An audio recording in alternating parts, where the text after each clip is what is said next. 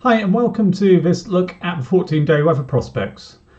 The central England temperature for November is currently about 2.5 Celsius above the 30-year average, so it has been a mild month. In fact, I still haven't recorded an air frost in Berkhamsted. Is that likely to change finally as we go through the next couple of weeks? I'll start off by taking a look at the picture across the North Atlantic region. So here we are. This starts at 06 GMT on Wednesday the 25th of November. It's basically showing forecast pressure patterns. In the centre of the chart we can see the UK. There's currently an area of low pressure to the north and areas of high pressure in the mid-Atlantic to our west and over continental Europe to the southeast. So if I run the sequence, let's see what happens during the coming days. So we're going through Thursday, Friday into a weekend, and I'll stop it here. This is 18 GMT on Saturday the 28th of November. And we can see by then we've got quite a big area of high pressure building into Scandinavia, and that is affecting the weather across the UK. We've got basically a southeasterly or an easterly. It's a very weak flow pushing in. There isn't really much upper level cold air at this time of the year. It's still to build over continental Europe. So it's not going to be, we're not talking about particularly cold spell weather here, but it could well be quite chilly as we go through the weekend. And with variable cloud amounts, there is a risk of nighttime frost and fog forming. Now, where the fog forms, it could well be slow to lift during the days, and that may keep temperatures pegged right back. But I think it will be quite patchy, and the extent of it's really going to depend on the amount of cloud cover that we end up with. So let me continue with the sequence, and we're going to head into next week.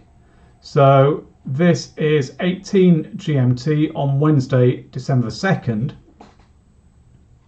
And by then what we can see is high pressure really is still ruling the roost across much of Northern Europe, centred there perhaps over Scandinavia. Its influence is really covering most of the UK. We could be seeing some disturbances from the Atlantic pushing into northwestern areas, but at this stage I would expect a good deal of dry weather. One thing we do need to keep an eye on is a possibility of a few showers feeding in, particularly into southern and eastern counties, but there isn't really a strong signal for that to happen, or at least if we do get a few showers, they probably aren't likely to amount to a great deal.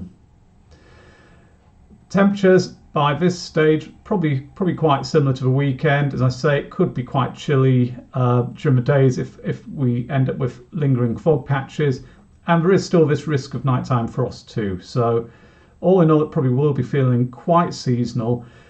Some of the computer models are showing milder air getting into the southwest at times, also the northwest of the UK with those Atlantic disturbances.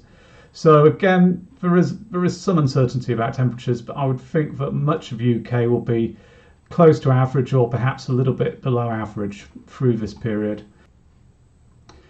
Now I'll switch across to the 16-day charts so we can take a look a little bit further ahead.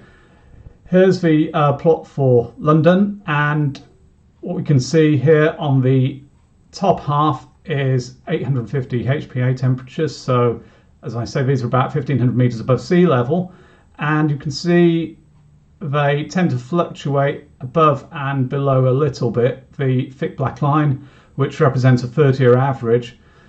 There are some milder and colder options into the mix, but it does look fairly average at the upper level. And the other thing, of course, to remember is that with high pressure often in control of the weather during the next week or 10 days at least, upper air temperatures don't tell the full story, because these can be pretty much decoupled from the temperatures we get down at ground level. The calm conditions, possibility of clear nights, they combine to allow temperatures at the ground level to cool down pretty quickly, more or less regardless of what the temperatures are at 1500 meters above our heads. However, In the longer term, on the bottom half of the plot here, from about the 4th of December, I've annotated it and put wettest with a question mark. That's because there are some more rainfall spikes beginning to appear, but it's not a very wet pitch of a signal for transition to more unsettled conditions. Really is not that strong, but it is being suggested that the likelihood of rain will be increasing as we go through the second week of December in the southern part of the UK.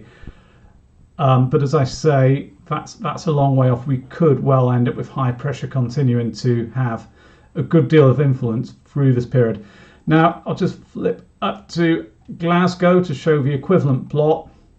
On the top half again, we can see a similar pattern. If anything, the trend is for temperatures to be a little bit below the 30-year average at the 850 HPA level.